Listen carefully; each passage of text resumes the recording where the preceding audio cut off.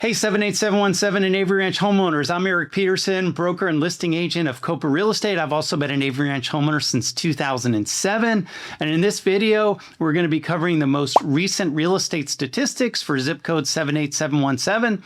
I'll be talking about the dog days of summer, how 79% of realtors haven't sold a house year to date, whether you should rent or sell your property, and how recent appraisal changes might impact your future home sale. All right, let's get into the statistics for July of 2026.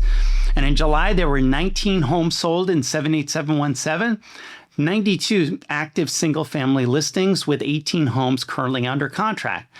Average sales price was $662,553 with the average dollars per square foot of $239 and the days on the market being 57 days.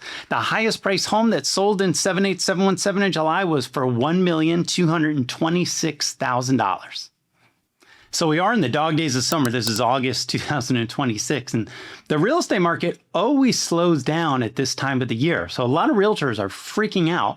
I could have told you the real estate market was going to slow down back on January 1st because it always does. And that's why this statistic is really important to you if you're thinking about selling your property. As most recent National Association of Realtors statistics at 79% of realtors had not sold a house year to date. Now, I'm the first to tell you that this statistic is a little bit misleading because many people who are a realtor, members of the National Association of Realtors, may not actually even sell real estate. So they could be appraisers, they could be office managers, they could have retired and maybe still have their license and still be a member.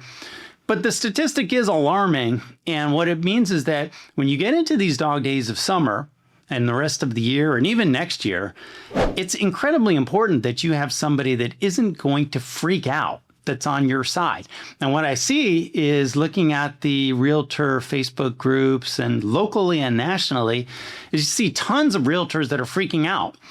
And it's typical if you sell 0 homes or sell 1 or 2 houses a year, you're not going to recognize some of that seasonality in the market and you're going to freak out. And if I freak out, then I'm going to cause you to freak out, and your freaking out is going to cause you to make bad decisions. And this all starts with who the listing agent is that you decide that you're going to hire to sell your property. So remember these statistics, and it's something that you can always check. You can go on anybody's Zillow account and check and see their activity and see if they're actually selling homes, so you don't wind up in the situation where all of a sudden your home's been on the market for 30 days and your realtor's not communicating with you because they don't know what to say to you. They don't know how to take you through a successful closing when the market is slower in the summer environment, right? So one other thing that you should think about if you're planning on selling your house, there are 7 crucial mistakes that I'm seeing home sellers make in the market right now. And I'm going to be talking about them at our upcoming home selling webinars. So you don't even have to leave your house to come to one of our in-person home selling seminars. You can learn everything you need to know about a successful home sale. Sign up today. There's multiple days and times available. Sign up at copawebinar.com. One of the biggest mistakes that I see home sellers make right now and realtors make right now is when they're preparing the home for sale or thinking about selling the house is thinking about who is going to be the buyer for my home. And this is kind of a funny story, but it illustrates the point. So a guy called me and he's thinking about selling his house, but he's very worried. He says the only people that are buying a home or who can afford to buy a home are Indians. And this is a $400,000 house. So a lot of people can buy that house. But I will tell you that we're in a kind of a strange market where it feels like nobody can afford to buy a $400,000 house, but everybody has cash to buy a $1.4 million house. And that's an important thing to think about. The other thing that he said is that it was an older house. And so a lot of people call me and they're freaking out. They're like, I have an older house. Nobody's going to buy it because it's an older house. And I always ask, well, what are you going to do? Wait another year? How does that help you? And so he says that, there's only Indians that are buying the house. And he says Indians all want to buy new homes. And so this is all kind of a humorous situation. I don't know what's going to happen to him. I didn't want to list a house for sale. But to his credit, he's one of the few people that actually thinks about this and thinks about who is the buyer profile of my home, because it should be instructive in terms of how are we going to prepare your home for sale. And a lot of the questions that people ask me, do I need to do this? Should I do that? Really are further down than from that situation where you're trying to determine who is the actual buyer for your home. So you might not want to be thinking about it from the standpoint of like only Indians are going to buy my house, or Indians aren't going to buy my house because it's an older house. But you do want to think about who is that buyer. It's what I think about when I'm giving somebody advice about what we're going to do for somebody's home sale. Now I want to talk about whether you should rent or sell your house. And I'm not really going to answer that question, but give you kind of a framework of something that you could do. A lot of realtors are afraid of using AI and ChatGPT, and I'm really getting into it and enjoying it quite a bit. And I use it, I think, as a way to slow any kind of like future cognitive decline, is learning how to use this, just like somebody might learn how to talk in a foreign language. Right? And so this is something that you can do. Say, who is the world's greatest investor? I'm guessing most people would say Warren Buffett.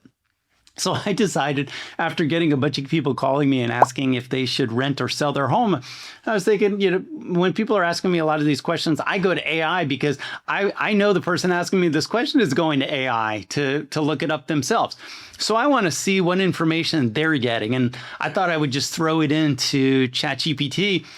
And with a prompt is, pretend like you're Warren Buffett and somebody came to you with the question of whether you should rent or sell your house, because nobody cares about what Eric Peterson says. It doesn't really matter. What do I say? I don't have the same authority that Warren Buffett has, but this is something that you should pay attention to. I'm probably going to do a whole video on this because the actual text that he gave me was incredible. And it's what I'm going to send to people when they ask me whether they should rent or sell their house, because these are all things that they should be looking at.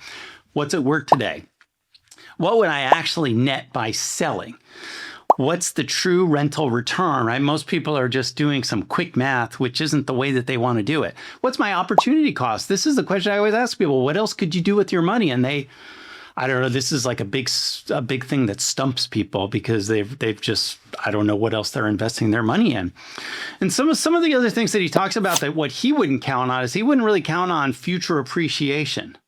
That isn't part of how he was making that decision. And so in this little graphic, he's got rent or sell. Get in touch with me if you really want to see this information. I'll send you the whole thing. Of course, I'm willing to have a brief conversation with anybody about it. I found that most people have already made up their mind when they're calling me about this. And frankly, it's kind of like if I was a pizza shop and you're calling me and saying, hey, should I eat pizza tonight or Chinese food? I sell pizza, so I sell houses. And so somebody's calling me and asking if they should rent or sell the house. We sell houses. So I just put that out there.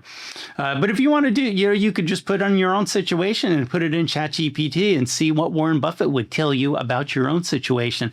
And it's probably more instructive than anything that I could tell you myself. And finally, I wanted to talk to you about recent appraisal changes. So appraisers are going to have to use, for Fannie Mae loans, are going to have to use a new form now.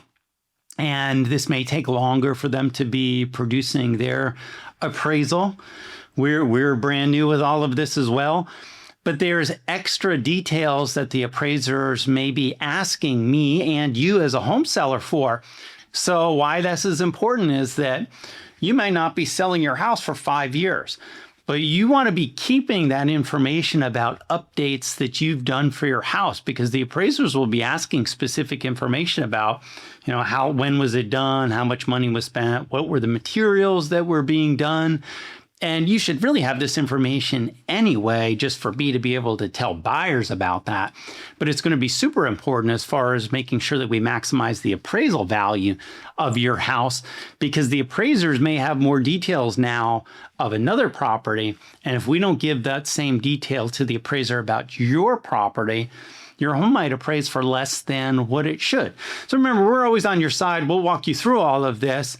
But I can't go back and 5 years later be putting together all the paperwork for you. So you really want to put that in, a shoebox or a filing cabinet somewhere that's safe, so that when we get around and listing your house, you have it easily accessible for us, so that we can provide it to buyers and make sure we're providing it to appraisers also.